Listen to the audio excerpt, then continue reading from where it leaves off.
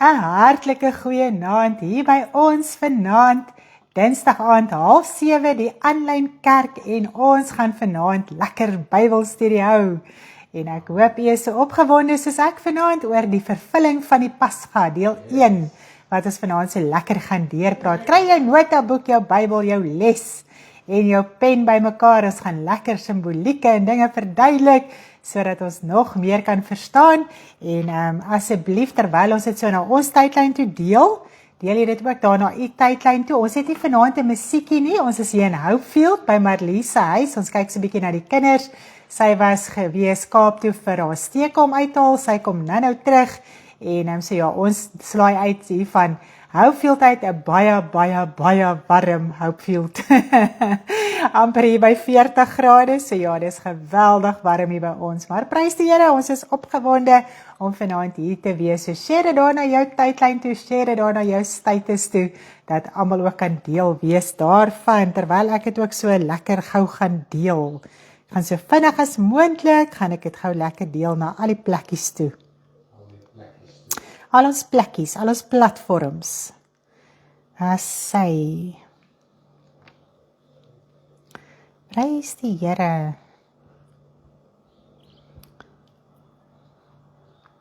Baie welkom almal wat nou inskakel, wat ek nog nie gegroet het nie.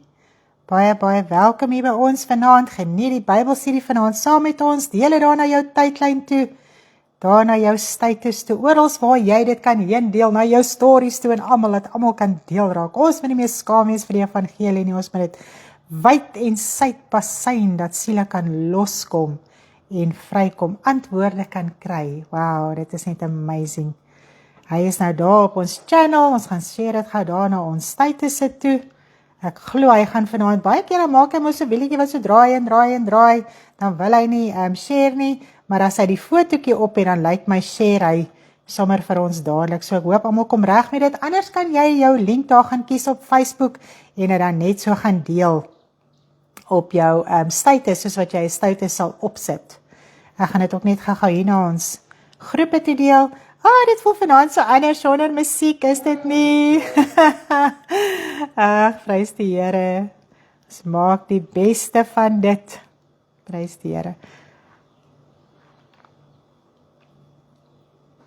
God's promise. Ons het heel wat groepe waarin ons het deel, wat ons al die jare, ons het begin deel daar in 2014, toe was daar geweldig baie Christelike groepe op WhatsApp, op Facebook gewees, en soos die jare aangestap het baie mense die groepe, die admins die groepe verlaat, en dan het hulle vir ons e-posse gestuur of ons nie die groepe wil oorneem nie.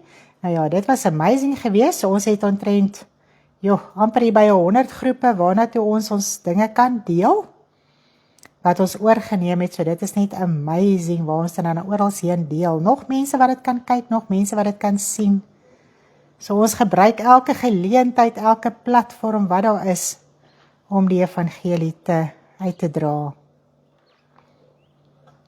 Dat sy. Daar kom almal nou mooi by. Ek sien as ons dit so na die groepe toe deel, want baie mense is op groepe, en dan gaan hulle daarin om dit te kry. Prys die Here. Wow, hier begin ons nou lekker inskakel. Dat sy. Goeienaand almal wat ek nog nie gegroet het nie.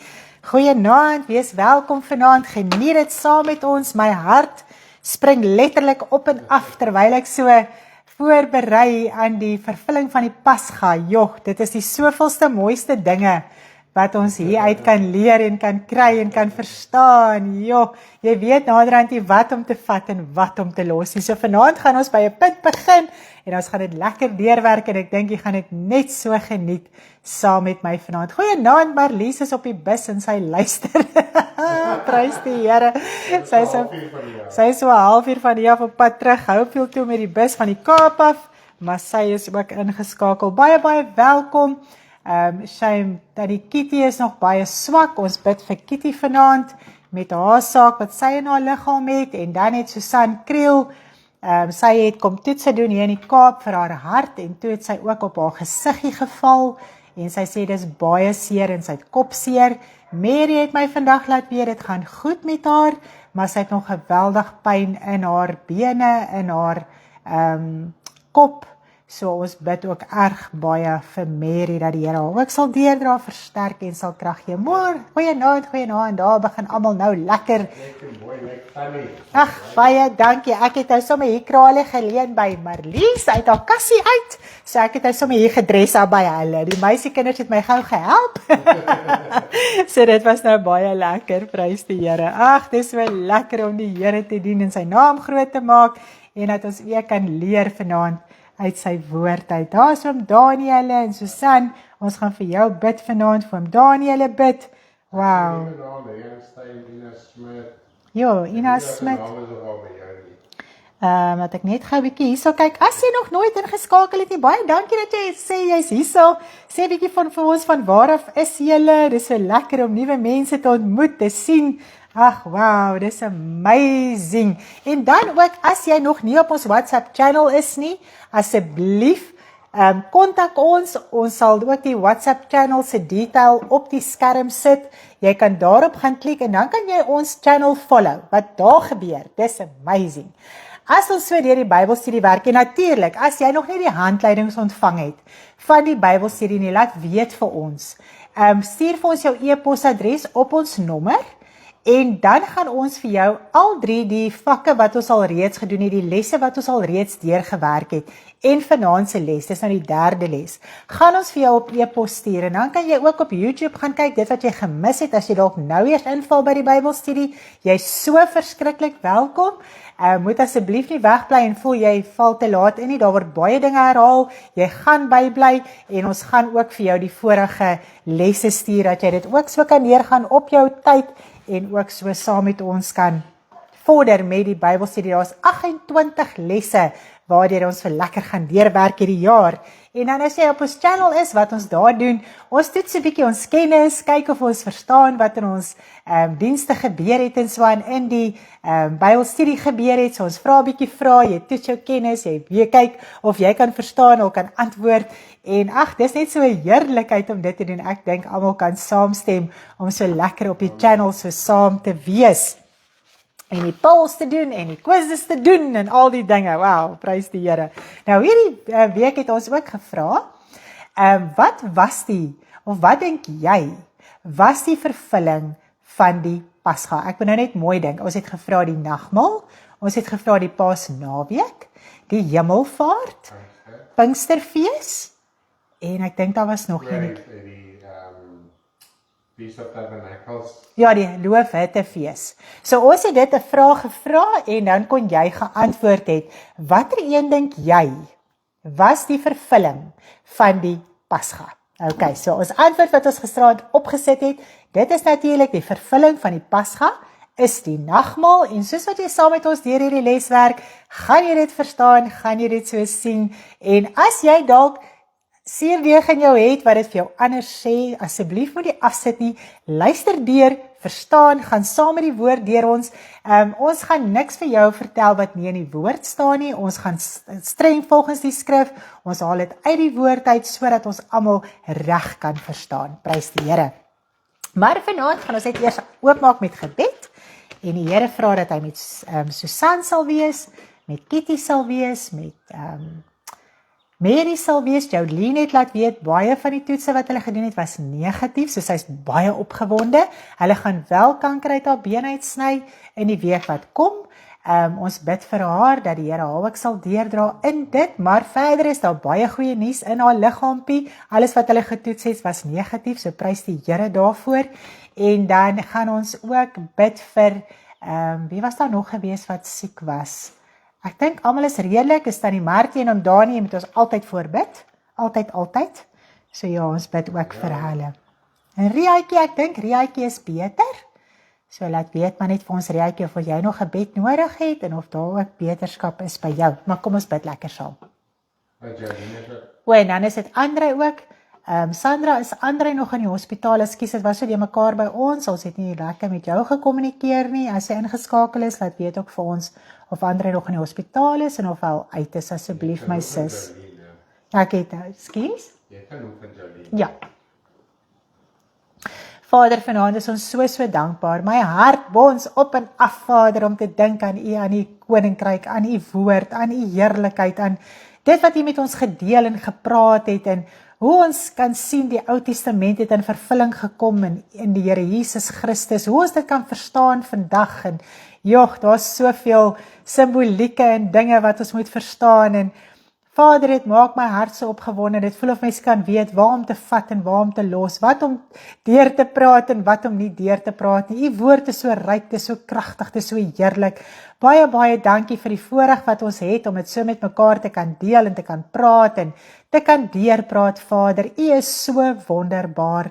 Baie dankie daarvoor, Vader. Ek wil vanaand bid vir elkeen wat siek is, Susan wat op haar gesiggie geval het, en Here, Mary wat nog nie lekker is nie, en Kitty, en Vader Dani, en Martie, en Riaitjie, en Here, almal wat nog vanaand, Here, probleme in hulle liggaam het, Joleentjie, Vader Marlies wat nog aansterk, Vader, met na haar operasie, dankie dat dit so mooi ver gevorder het, die dokter is baie tevrede, en ons wil bid net vir almal, Vader, dat U hulle sal deurdra, versterk, genees, aanraak, krag gee, om deur alles te gaan, Vader, en op die ou einde van die dag, vast te hou aan U woord, al het hulle min krag, Vader. Baie dankie daarvoor. Ons wil U net loof en prys. Ek dink aan Renet wat gister verjaar het. Dankie dat U haar nog 'n jaar gespaar het, deurgedra het. Here, dat U haar ook sal antwoord in alles, Vader. Die uitroepe, die trane, die Here, my God, alles wat sy net voor U bring, die bekommernisse oor siele, Vader. Elke een in hierdie gemeente is so bekommerd oor siele. Here, almal roep uit vir siele, Vader, vir redding, verlossing, vrymaking. En ons dankie en ons loof en ons prys, dat ons die voorreg het met 'n hemelse Vader te praat. Ek wil ook vanaand bid vir Deborah en vir Wallies wat ook 'n saak het, Here, dat U hulle ook sal help en dat U sal antwoord gee, dat U vir hulle uitkomste sal gee. Asseblief, Vader, in die kragtige naam van U Seun Jesus Christus. Here, elkeen wat vanaand 'n uitroepe het na U, elkeen wat sy hart dalk swaar voel en Here, voel daar is nie vir my hoop nie. Vader, daar is hoop nie. Ons moet U net soek en vra en U bly dien. En ons dankie vanaand vir U krag en heerlikheid wat ons versterk. Dankie dat U die woord so mooi met ons deel, dat ons dit kan verstaan, dat ons opgewonde kan maak. Vader, die Bybelstudie, dis sommer so, Here, asof dit so hang in die lug, hierdie opgewondenheid van almal, en dit is so 'n heerlikheid, niemand kan wag dat dit kan aangaan nie, en ek dank U daarvoor, Vader. Ons loof U net, en ons prys U vanaand, vir U heerlikheid en krag, en ons eer U, Vader, dat U my sal help vanaand, dat ek, Here, dit ook verstaanbaar kan oordra, dat ek dit met wysheid en insig kan oordra, die opgewondenheid wat in my hart is, Here, dat ek dit so kan oordra vanaand, Vader, in die kragtige naam van U Seun Jesus Christus. Baie dankie, Vader, in Jesus naam. Amen. Prys die Here, daar is 'n vliegie. Nou vanaand gaan ons begin by die eerste deel van deel 3, en dit is die vervulling van die Pasga. Ek hoop almal het hulle goedjies daar by mekaar. Ek hoop nie ek word te donker hierso nie. Ons het nie baie, ons is nog helder. Okay, ons is nog helder. Sharp. Die foon se skerm raak net donker. O ja, die foon se skermkie raak donker. Maar ons gaan vanaand aangaan. Is ek glashelder. Ek hoop dit die wind maak 'n geraas nie. Is dit? Okay. Die deur is hier oop, want anders gaan ek dit nie maak nie. Okay. So, ons gaan begin. Natuurlik, wat ek gesê het, by die Pasga, en ons moet onthou, dat elke gebruik en fees in Jesus Christus in vervulling gekom het, en hierdie een is geen uitsondering nie. So die Pasga, die Pasga fees het in Jesus Christus in vervulling gekom, saam met die fees wat hulle moes doen van die ongesuurde brode, saam met die Pasga, het ook in vervulling gekom. En ons gaan dit vanaand so lekker bespreek en deurpraat. Nou, u gaan saam met my sien, daar is soveel simbolieke en dinge en profetiese dade wat hulle moes uitvoer, en hoe dit in vervulling gekom het in die Here Jesus Christus en in ons lewe vandag, hoe ons dit moet verstaan in ons geestelike lewe, dan maak dit jou so opgewonde, nee, jy wil bars. Nou om jy te begin, gaan ons begin met die verhaal met van die uittog uit Egipte. Nou, almal ken die verhaal van die uittog uit Egipte, maar ek gaan dit so vinnig met u deurpraat, ek het dit so vinnig opgesom, dat ons net by 'n punt kan uitkom van die uittog uit Egipte. Nou, Israel was onder die mag van slawerny van Farao in Egipte vir 430 jaar. Nou, God het hulle hulp geroep gehoor.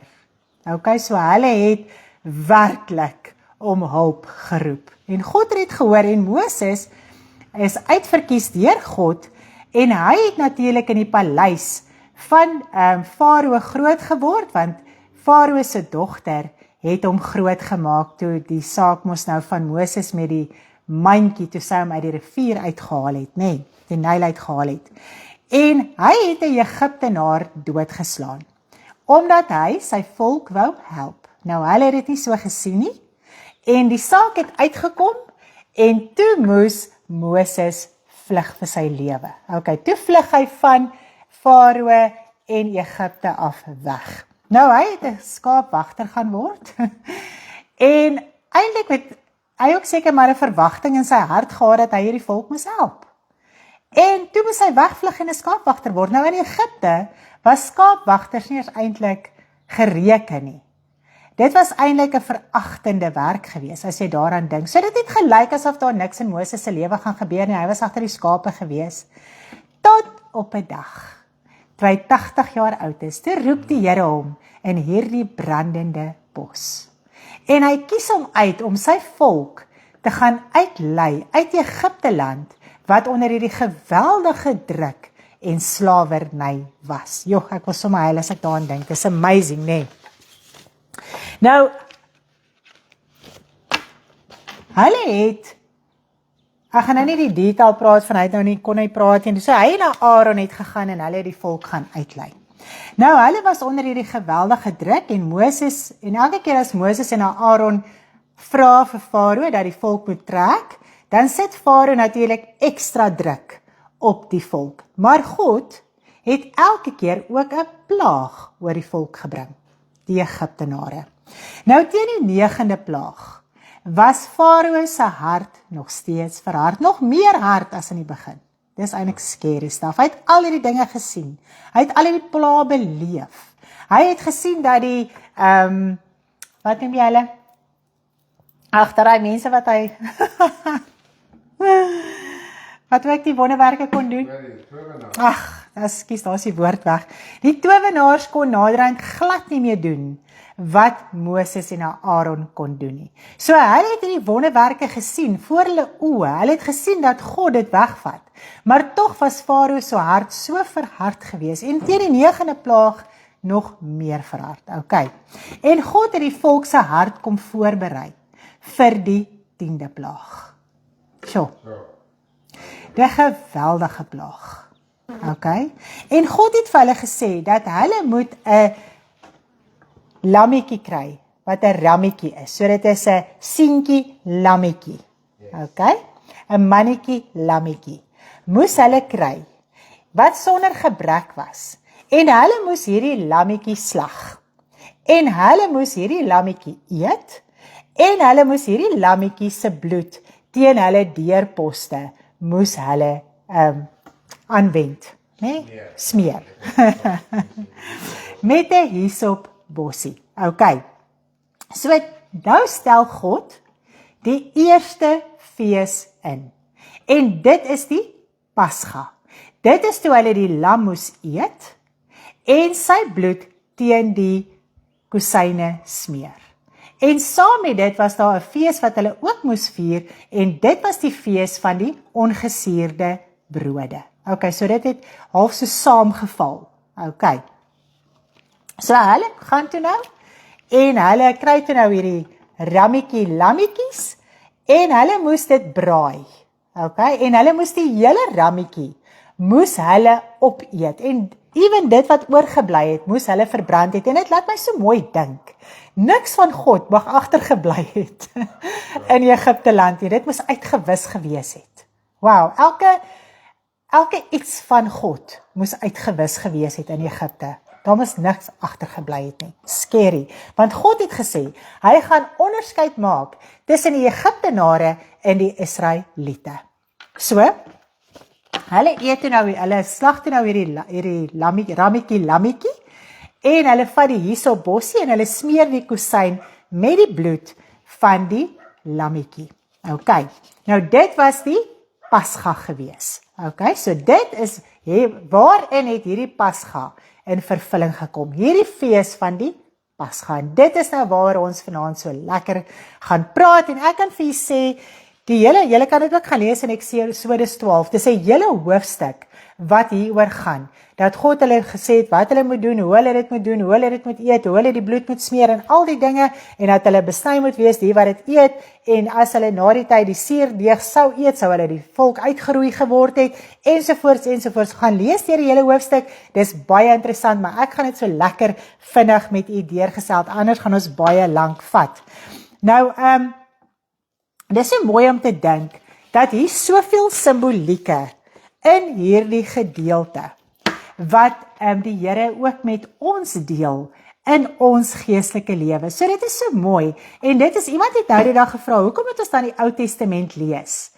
Ek dink dit was Rouheidag gewees, en as ons vanaand kan sien, wat ons alles kan leer, uit dit uit, wat in vervulling gekom het in ons geestelike lewe, is dit amazing, dit maak my so opgewonde.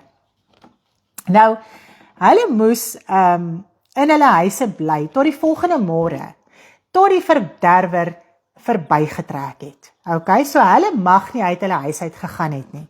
Nou, hierdie gedeelte, waar hulle dit geëet het, waar hulle die bloed gesmeer het, waar hulle in hulle huis gebly het, en al die tipe van dinge, en die verderwer oorgekom het, praat so mooi met ons profeties en simbolies. Nou kom ons gaan gou so lekker stap vir stap deur dit, dat ons dit so bietjie beter kan verstaan. Nou, as jy hierso wil aantekeninge maak, is jy welkom, en dan kan jy so lekker saam met my volg. Is jy al ietsie wat Tannie Karen, jy verduidelik so mooi, kleuterskoolkindie sal mooi verstaan van die seentjie, lammetjie.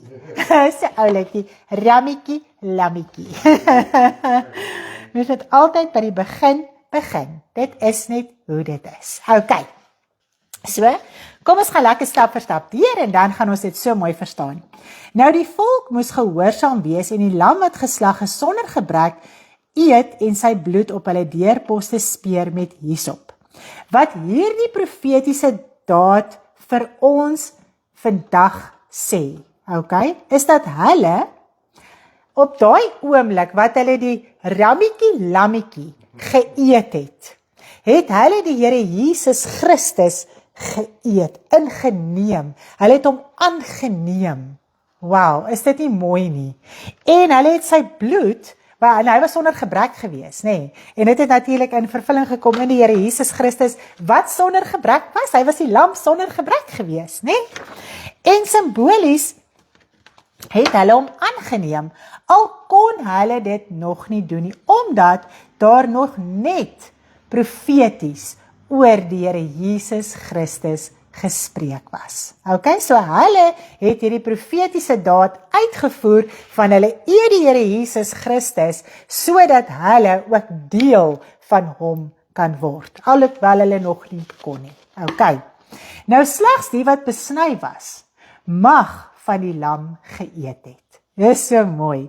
So jou hart moet besny wees om gemeenskap te mag hê met die lam. As ons dit nou verstaan in ons tyd, in die Nuwe Testamentiese tyd, in die vervulling, moet ons van harte besny wees om gemeenskap te mag hê met die lam. Is dit nie so mooi nie? Nou ons verduidelik dit nou baie mooi verder, waar die vervulling van die Pasga met die nagmaal gaan verduidelik. So ons gaan weer daarby uitkom, wanneer wie mag die nagmaal gebruik, wie mag nie die nagmaal gebruik nie, maar dit is 'n beginsel in ons les vanaand, dat net die wat besny was in die Ou Testament, nou dit was na die vlees gewees, dit was die vooruit gewees wat besny was, hulle kon deel gehad het aan die Pasga.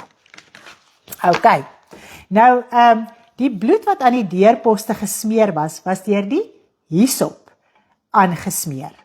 Nou, die hyssop beteken, dit was met ontsondiging en reiniging en vergifnis gesimboliseer.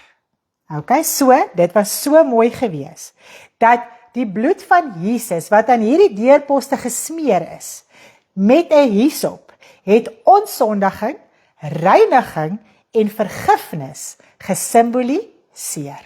Okay, so hulle het die lam geëet, hulle het deel geraak van die lam, wat nog nie bestaan het nie, wat nog net 'n profetiese woord was, het hulle simbolies van deel geraak, en hulle het simbolies sy bloed gevat, en aan hulle deurposte gesmeer, deur die hyssop, en dit het gesimboliseer, dat hulle op daardie oomblik onsondig, gereinig en vergifnis gekry het. Alhoewel hulle nog nie vergifnis kon kry nie. Nou, wanneer jy, ja, hulle het dit uitgebeeld. Verstaan ons dit so? Dit was 'n uitbeelding, dit was 'n profetiese daad wat hulle gedoen het. Okay. Maar ons verstaan dit vandag, dat dit is wat dit gesimboliseer het. Okay. Nou, wanneer jy vergewe word, deur die bloed van die lam, dan word jou siel bewaar. Okay, so ons moet dit baie mooi in gedagte hou. Nou die hele profetiese daad wat daar plaasgevind het, is dat hulle die Here Jesus Christus aangeneem het, en sy bloed het hulle vergewe. Okay. So inherent was dit 'n simbool gewees, dat hulle huis op daardie oomblik vergifnis ontvang het. Wow, dis so mooi, ek wil sommer huil as ek daaraan dink. Okay, nou wat is die beeldspraak van 'n huis? Want ons as kind van die Here is elkeen 'n individu. Okay? So wat daar gebeur het, as hulle die lammetjie geëet het, hulle het die bloed gesmeer teen hulle deurkusyne, hulle het simbolies die Here Jesus Christus aangeneem en sy vergifnis ontvang, was die hele huis vergewe. Okay? En bewaar. Nou, in die Nuwe Testament, is ons elkeen individueel voor God. Amen. En elkeen individueel moet nou na sy geestelike huis kyk, sodat daar vergifnis kan wees. Is dit nie so verskriklik mooi nie? Nou die verderwer, en dit is so mooi, ek moet eers 'n slukkie water vat. Nou gaan dit nie meer oor die fisiese huis nie, maar daai tyd was dit 'n simboliese saak vir hulle gewees, nê? Nou die verderwer kon nie ingang tot die huis kry nie, as gevolg van die vergifnis. Wow, is dit nie super cool nie? Dit is die krag van vergifnis, wanneer dit in jou lewe plaasvind. Die verderwer kan nie naby jou geestelike huis kom nie. Wow, en ons gaan nou lekker daaroor gesels. Dit is die krag van vergifnis. Ja, dis mooi. Nou die eersgeborene, want ek wil die verderwer het ons nou gekom, en hy het oor die huis getrek, en as die bloed nie daar was nie, het hy die eersgeborene van daai huis getref. Nou wat vir my verskriklik mooi is, op hierdie stadium al klaar, God het 'n groot onderskeid getref, tussen die wêreld wat Egipte simboliseer, Egipte wat die wêreld simboliseer, en die kind van God wat die Israeliete simboliseer. Okay? Daar was 'n groot verskil. Okay? Want die wat die lam geëet het, deel geraak het van die Here Jesus Christus simbolies. Die verderwer moes verbytrek. Maar die wêreld, die wat nog nie met die Here Jesus Christus aangeneem het en met hom gemeenskap gehad het nie, die verderwer het daai eersgeborenes in die hande gekry en doodgemaak. So mens kan sien, daar's 'n geweldige verskil, nou al reeds in ons ook. In die sondaar en in die kind van God, as ons die twee teen mekaar stel, daar is 'n geweldige verskil. So God maak 'n duidelike skeidsmuur. So die kind van God sal die beloofde land ingaan, die hemel, en die sondaar kan onmoontlik Want sy siel is nie in God se bewaring as hy nie die Here Jesus Christus aangeneem het nie. So dit is hoekom hulle eersgeborenes moes doodgemaak word. En die kinders van God, die simbolies die volk van God, die Israeliete op daardie stadium, se eersgeborenes is bewaar, omdat hulle huis vergewe is. OK, is ons by? Is ons by? En almal gaan so aan, ons moet bloed pleit teen die mure en al die dinge om beskerm te word. Verstaan ons vanaand waaroor dit werklik gegaan het? Vir die een wat hom nie bekeer en deur Jesus se bloed gereinig is nie, kan nie steun op beskerming vir sy siel. Vir sy siel. Want jou siel moet bewaar word. Nou dit is wat die eersgeborenes kom uitbeeld het, kom simboliseer het. OK? So niemand wat die Here Jesus Christus nog nie aangeneem het, kan daarop aanspraak maak om beskerm te word deur God nie. OK? En ek dink ons kan dit vanaand verstaan. En dit is nutteloos. Dit is sinneloos om die bloed oor 'n sondaar te gaan blyd, want dit kon hulle nie eers red in Egipte nie. OK? Jy kan nie. En niemand mag van die lam geëet het wat nog nie besny was nie. So die sondaar wat nie deel wou wees van die Here Jesus Christus nie, kon nie deel wees van daai bewaring en beskerming van hulle eersgeborenes nie. Ek dink vanaand, julle bloedpleitsaak, die hele situasie, kan ons verstaan.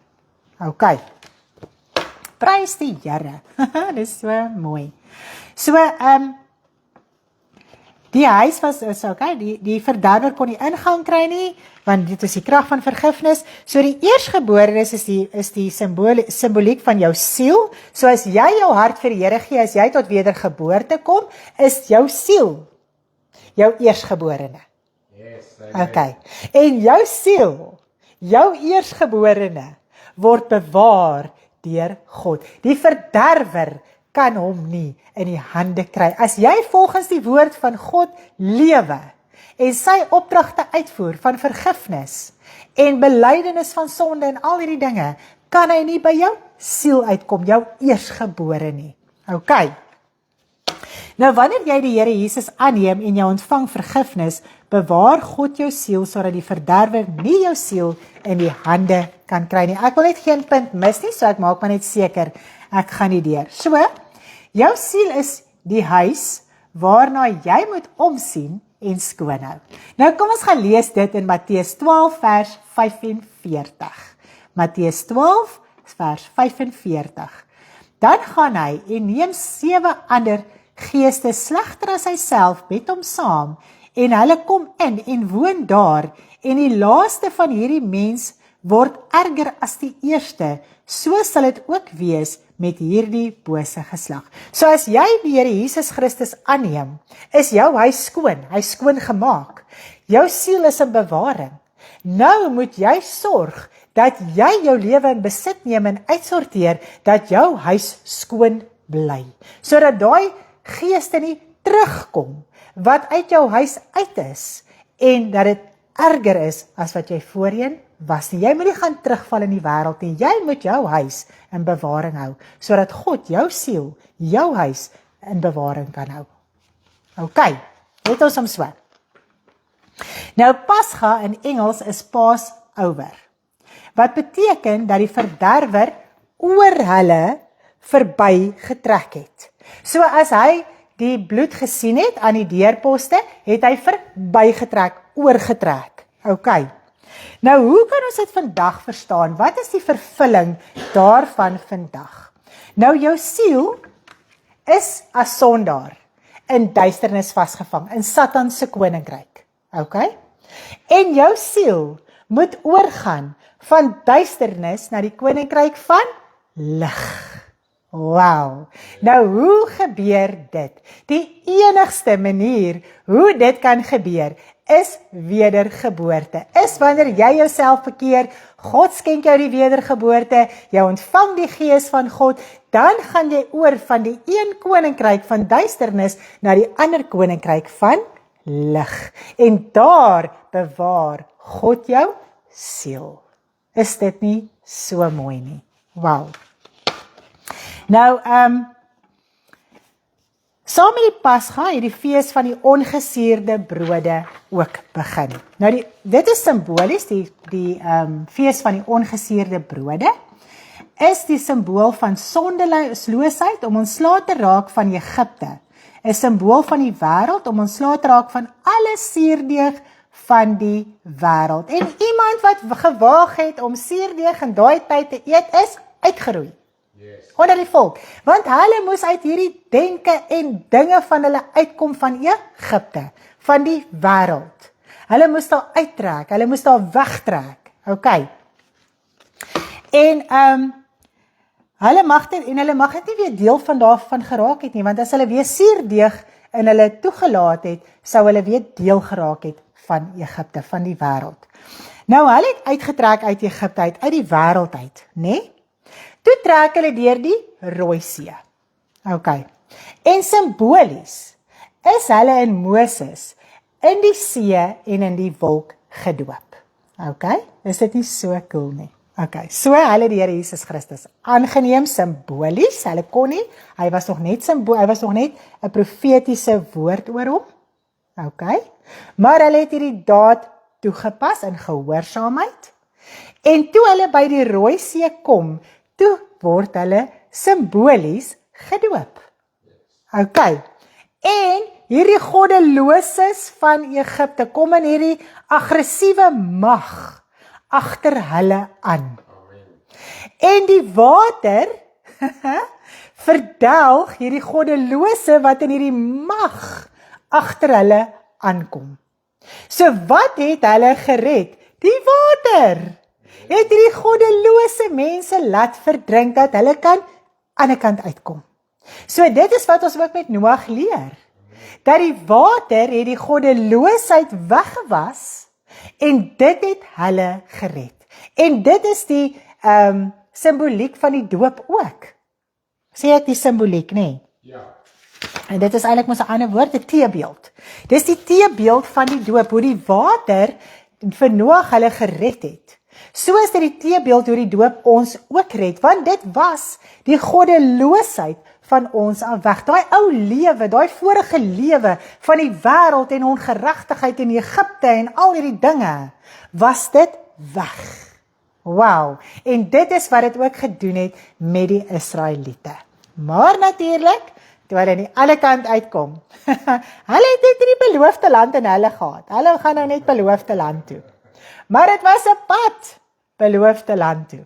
Nou toe hulle nou aan die ander kant uitkom, kom daar omstandighede hulle pad langs.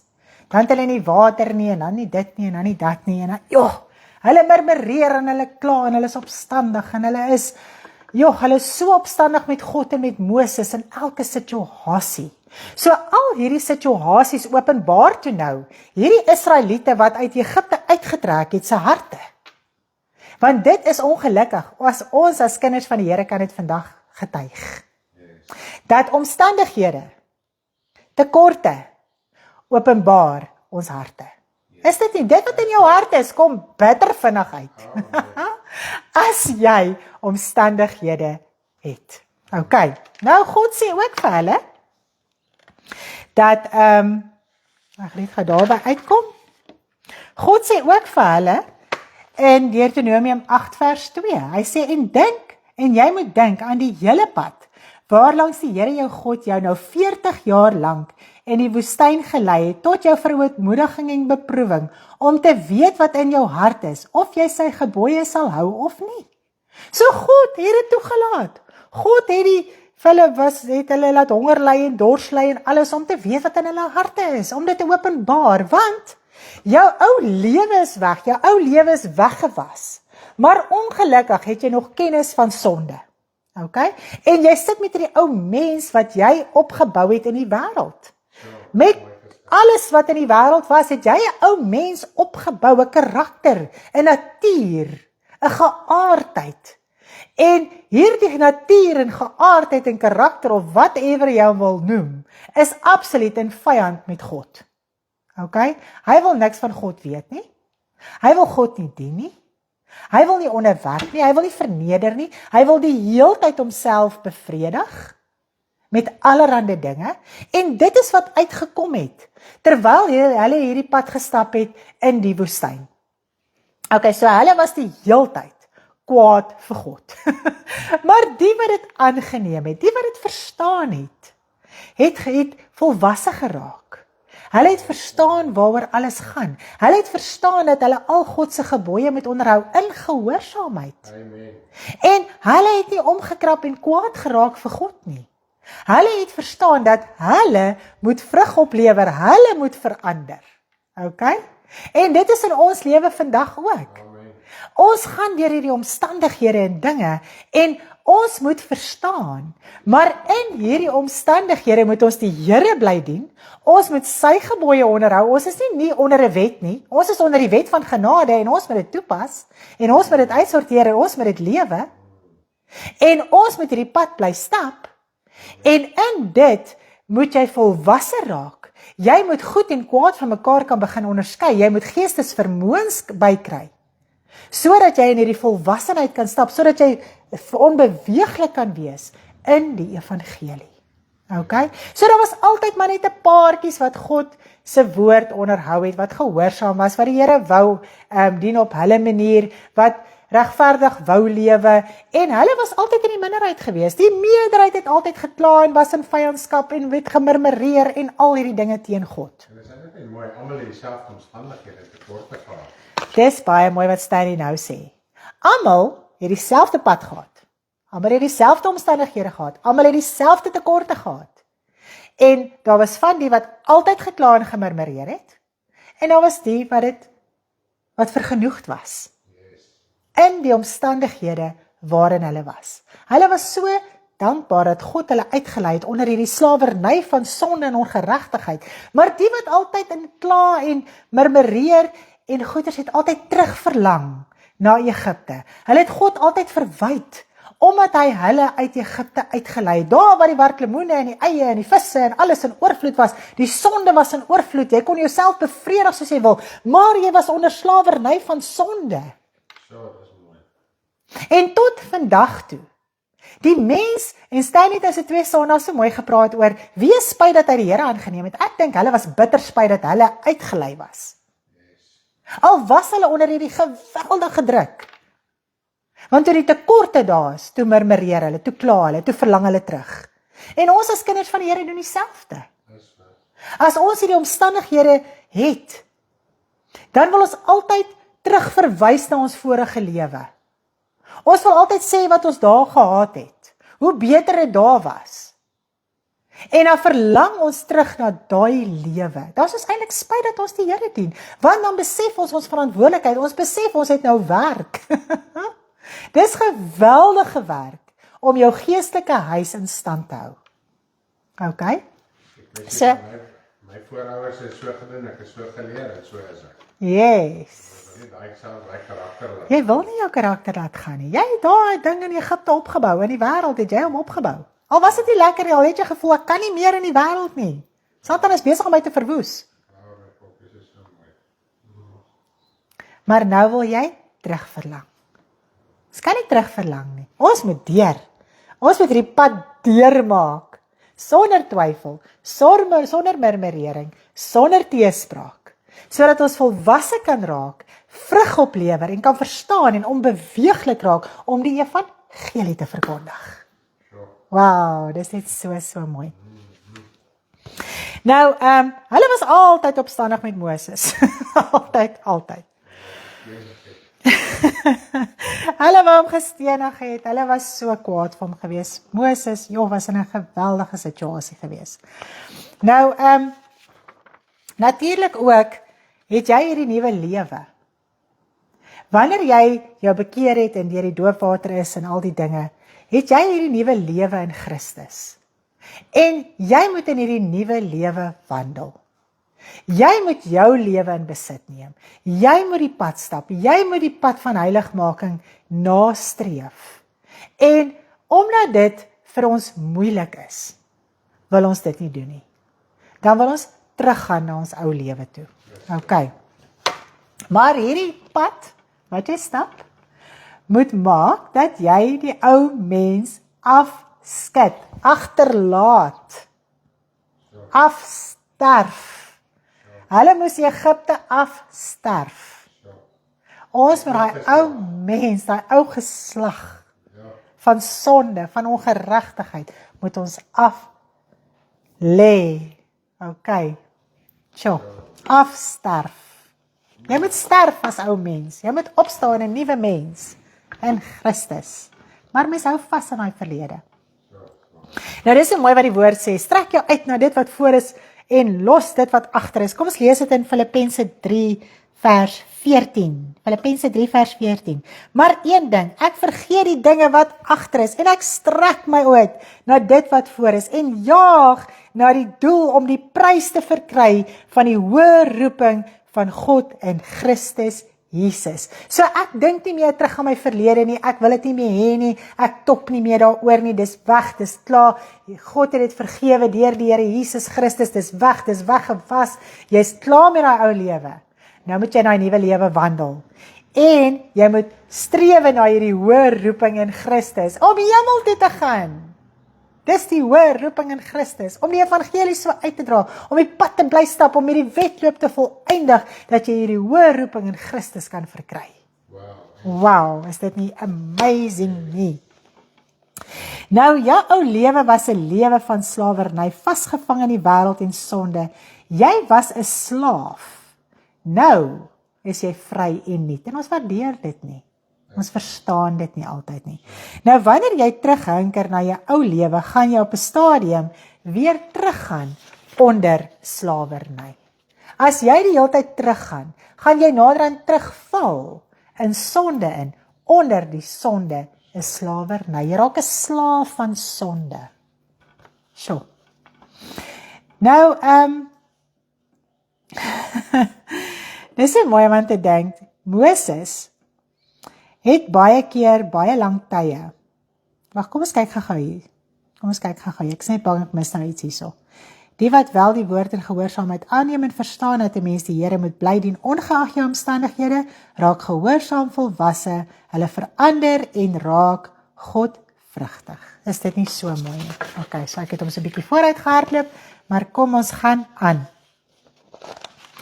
En natuurlik Moses het met baie lang tye was hy voor God gewees.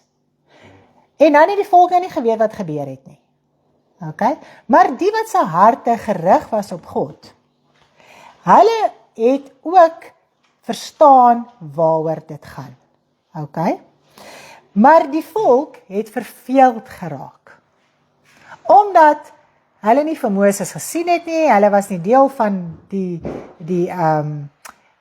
gemeenskap wat hy gehad het met God op daai stadium nie. So hulle het verveeld geraak, hulle het afvallig geraak, hulle was nie meer lus gewees nie, en so het hulle weer die afgode van Egipte en die goue kalf aanbid. So want hulle het baie afgode in Egipte aanbid. En dit moes hulle alles afsterf. Hulle moes nou verstaan, daar's een God. En hulle moes hom dien. Okay? Nou, terwyl Moses nou daar op die berg was, het hulle nou al hierdie afgode weer begin aanbid en gedien en al die dinge, want hulle was verveeld geweest. Hulle het teruggegaan na dit wat vir hulle bekend was. Okay? Want hulle harte het gehinker na dit. Nou, baie keer in ons geestelike lewe vandag, raak ons ook onvergenoegd met die teenwoordigheid van God. Ons sê mos baie keer, is dit om die Here te dien nou net bid en Bybel lees? Ja, dit is 'n groot deel daarvan. Jy moet jouself stig, jy moet 'n verhouding in jou binnekamer hê, jy moet jou woord lees, jy moet verstaan, jy moet kan verstaan om ook aan ander te kan oordra, jy moet die dienste kan bywoon en al die dinge, jy moet kan hoor, jy moet kan verstaan, en natuurlik jy moet tale bid en al die dinge, sodat jy gestig kan word, dat wanneer jy uitgaan is jy gestig en jy kan weer ander gaan stig, ensovoorts, en so gaan dit met jou geestelike lewe. Maar dan voel mens, ag, is dit nou al? En dan begin 'n mens terughinker na die afgode, na jou ou lewe, na sonde, want hierdie vlees wil bevredig word. Want nou voel hy, en ek dink ons almal as kinders van die Here kan vanaand met mekaar eerlik wees, ons almal nadat ons die Here aangeneem het, het nie meer baie geld vir sonde nie. Ok, ek dink jy kan met my saamstem.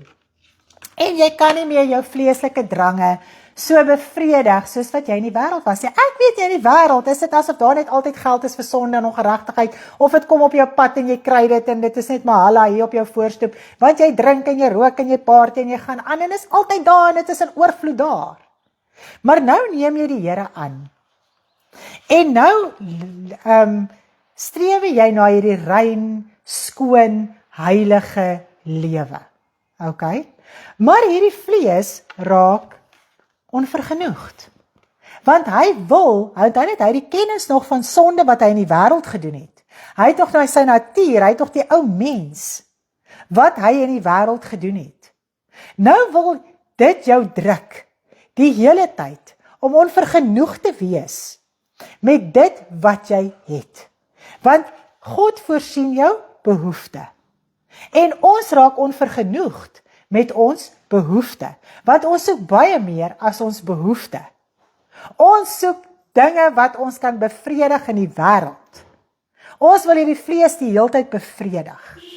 En nou is dit asof 'n mens so onvergenoegd raak en murmureer en kla en kwaad raak vir die Here en die heeltyd amper in 'n oorlog met God is, omdat jy nie meer kan doen wat jy wil doen nie.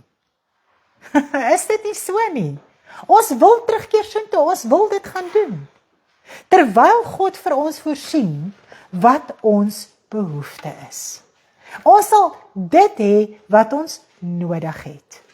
En daai druk veroorsaak dat jou hart openbaar, is jy omgekrap met God.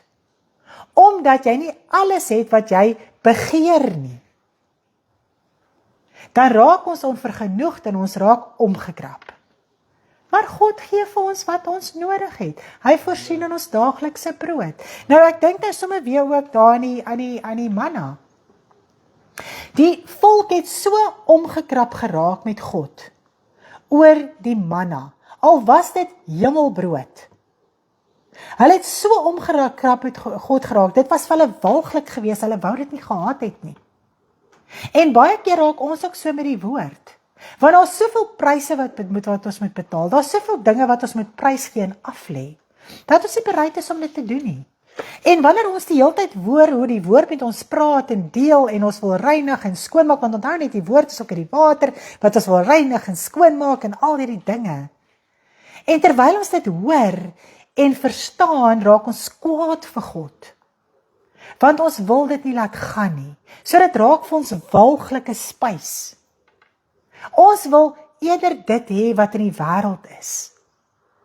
En as ons vanaand ons eie geestelike lewe in oënskou neem en met onsself eerlik raak en vanaand sê Here, dit is waar ek staan.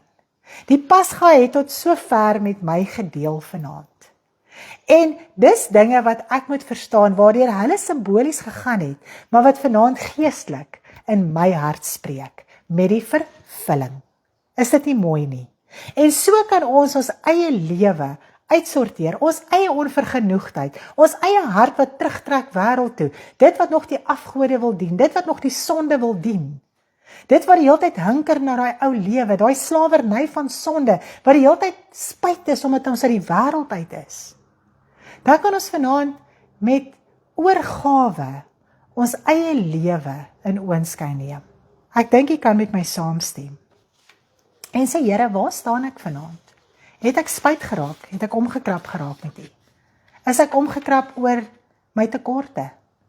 En weet jy wat tref my? Dit het my baie, baie diep in my hart getref. Dat hulle kla en murmureer so. Dat God vir hulle sê, vanaand sal ek vir julle vleis stuur. Julle? Die vleis was nog tussen hulle tande. Toe verdel God hulle. En baie keer dink ek daaraan, Here, ons is soos hierdie kinders wat ons wil afdruk en dwing en forceer.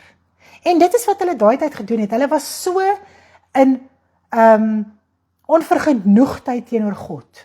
Hulle het so gekla en gemurmureer dat God eintlik vir hulle daar hulle sin gegee het. Dit het my laat skrik. Want ons kan so aanhou met die Here dat dat ons naderhand so in 'n toestand raak. En terwyl die vleis nog tussen hulle tande sit, toe verdel God hulle. So God het dit nie vir hulle gegee, omdat God dit graag vir hulle wou gee nie. Hulle was onvergenoegd, hulle het gekla, hulle het gemurmureer, hulle was in oorlog met God. En tog het dit gemaak, dat dit hulle einde was. En dit het my baie laat skrik vandag, om te dink, Here, hoe is ons in ons geestelike lewe? Is ons ook so gulsig? Soek ons alles wat in die wêreld is? Wil ons dit nog deel hê van ons? Is ons so gulsig om U te forceer? Om dinge uit te pers? Terwyl die omstandighede ons harte moet openbaar om te verander. Nie om God te beveel nie. Ons moet daar tot 'n stilstand kom. En besef, my God, ek is so gulsig na die wêreld en wêreldse dinge. Ek is so onvergenoegd. Ek moet tot stilstand kom en ek moet myself bekeer. Maar nou kom die Christelike wêreld en in daai onvergenoegdheid kom beveel hulle God. Asof hulle tantrum skiet. En ek dink vanaand kan ons dalk net iets in ons harte verstaan. Dat ons kan verstaan, Here, omstandighede openbaar my hart, sodat ek kan verander, sodat ek godvrugtig kan lewe, dat ek kan uitsorteer, dat ek kan verneder voor U aangesig, dat ek kan aanneem dit wat U in my lewe vir my gee. Dit moet vernedering wees, ek moet 'n diensknegt raak. Ek kan nie myself gaan verhoog en arrogant gaan raak en dinge gaan beveel vir God nie. Dit tref my vanaand, om te dink in wat se toestand sit die Christelike wêreld. Dis asof God daar is en net bevele van die mense moet aanvaar en van hulle gee. Dis asof nie vir sy verstaan vanaand, wat is die krag van God nie? Ons verstaan nie, hoekom het hy vir Jesus Christus gestuur, dat ons lewe gered kan word nie. Dat ons uit die hel uit gehaal kan word. En dis wat Stanley so mooi bedien het Sondag. God het vir Jesus gestuur, sodat ons uit die hel uit kan kom. Nou gaan dit vir ons oor materialisme. Nou gaan dit vir ons oor ons moet hier oorvloed hê. Terwyl ons geestelik moet ryk wees, terwyl ons geestelik moet verstaan, terwyl ons vrug moet oplewer en godvrugtig moet lewe. En dit het my so getref toe hulle die lam geëet het. Moes hulle in hierdie gereedheid wees, hulle moes hulle skoene aan hê, hulle moes omgord gewees het, hulle moes in gereedheid wees. En dis wat ek besef, wanneer ons die Here Jesus Christus aanneem, as ons verlosser en ons saligmaker, kry ons onmiddellik hierdie roeping, dat ons die evangelie moet gaan verkondig as onverdienstelike diensknegte. Ons moet paraat wees. Ons moet onsself laat leer, sodat ons dit kan gaan uitdra aan ander. En dan raak ons passief. Ons gaan sit terug. Ons het nie meer ons skoene aan nie. Ons lende nie is nie omgord nie. Met die waarheid, die woord van reinheid en waarheid nie. Ons raak moeg, ons raak verveeld.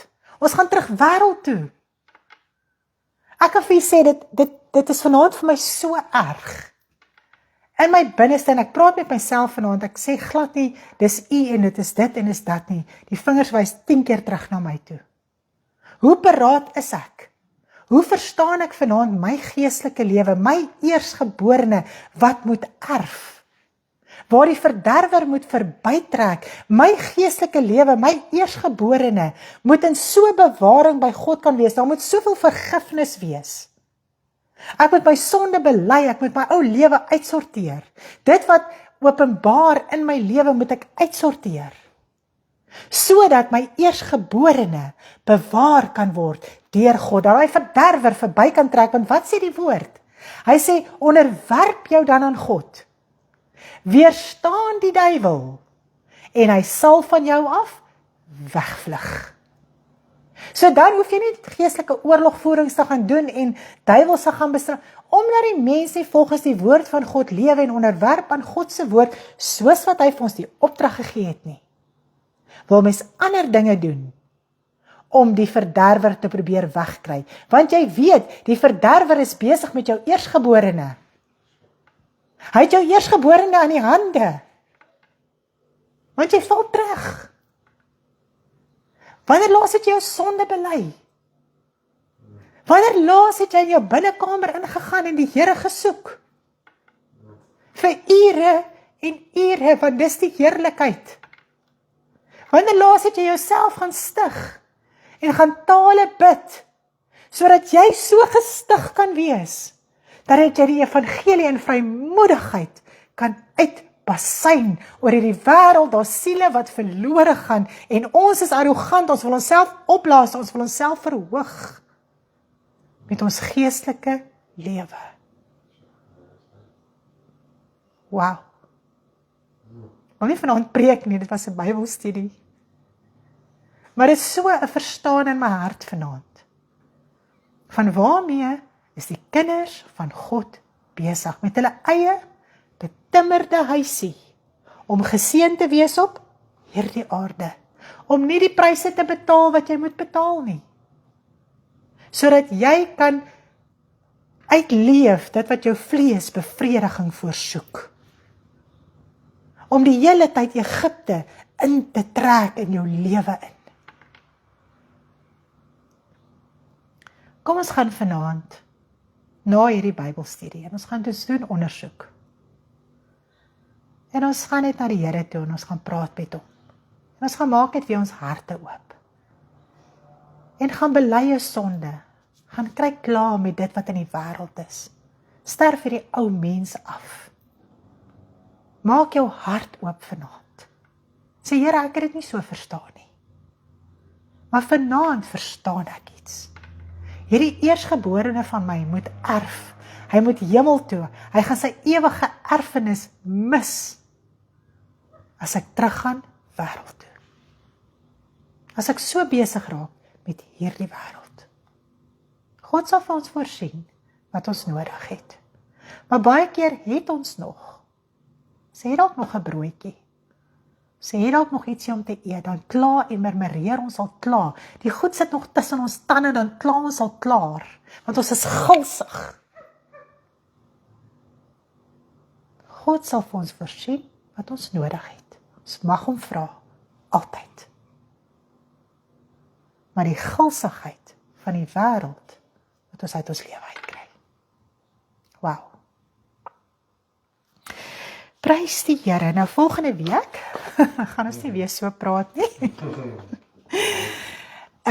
Dan gaan ons 'n bietjie lekker gesels, want u sal sien in die Ou Testament was daar baie geweldige, baie profetiese dade wat uitgevoer is, waarvan ons as kind van God in die Nuwe Testament vandag iets moet verstaan. Maar in die Nuwe Testament kom al daai profetiese dade op een oomblik in jou lewe in vervulling. En dit is wanneer jy die Here Jesus Christus aanneem en jy maak hom jou verlosser en saligmaker, jy kry die Gees van God in jou lewe, jy is weergebore, jou hart is besny. Dan kom al daai profetiese dade, die offers en alles, want ek bedoel, Jesus Christus was hierdie offer gewees, hy het vir ons die versoening kom doen, hy is die hoëpriester. So al hierdie dinge wat ons lees in die Ou Testament kom in een oomblik by mekaar in jou geestelike lewe. En dit is wat op een oomblik gebeur wanneer jy die Here Jesus Christus aanneem. Nou ons praat lank daaroor al die simbolieke. Maar jy weet nie eens van presies alles wat op daai oomblik gebeur in jou lewe nie, in die geestelike wêreld nie. Maar nou kan ons dit verstaan, nou kan ons dit leer. Is dit nie mooi nie? Amen. So ja, ek wil volgende week gaan ons lekker kyk na nog simbolieke en natuurlik ook die vervulling van die Pasga wat die nagmaal is. So dan gaan ons lekker daaroor gesels, ons gaan lekker daaroor praat, sodat ons almal sekerheid kan hê, sodat ons almal kan verstaan en dan kan ons ook met sekerheid dit aan ander oordra. Loof die Here. Nou, ek weet nie of daar enige vrae is. Prys die Here. Dink is genoeg, ek dink ons het huiswerk, ek dink ons moet in ons binnekamers kom en ons lewens uitsorteer en besef ons moet klaar kry met daai ou lewe. Dis afgewas, dis skoon, is klaar. Kry klaar. OK, julle lekker aand, lief vir almal. Geniet weer die week wat voorlê. Stanley gaan vir ons donderdag ook die Bybelstudie doen in Engels, heeltemal anders as wat ek het vanaand gedoen het. Julle gaan baie meer nog hoor, baie dinge nog hoor, asseblief. Gaan na albei. Ons moet albei luister, as jy kan, want albei is so mooi. En jy hoor hier dinge en jy hoor daar dinge wat jy bymekaar kan sit. OK, en dan as jy klaar is, as jy volleerd. OK, julle lekker aandjie, lief vir almal, sien mekaar donderdag aand 6:30 saam met Stanley in Engels. Lief vir almal, geniet julle weekie. Bye bye. Bye.